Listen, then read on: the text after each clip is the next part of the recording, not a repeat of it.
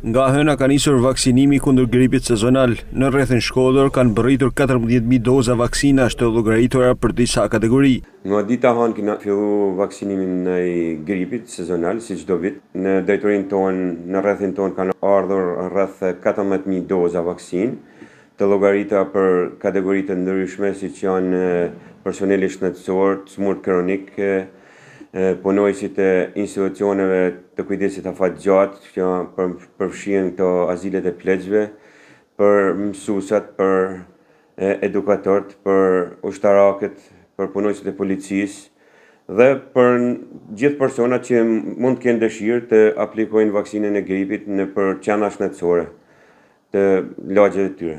Kryesisht janë të moshuarit dhe të sëmurët kronik që kanë shfaqur interes në këto ditë e para për marrjen e vaksinës kundër gripit. Interesin përgjithësi është për ato personat, nga ato personat të cilët çdo vit e kanë marrë vaksinën. Domethënë, ato e kanë parë efektin pozitiv të vaksinës dhe ato mezi shpresin të paraqiten pranë qendrave shëndetësore për të aplikuar vaksinën e gripit.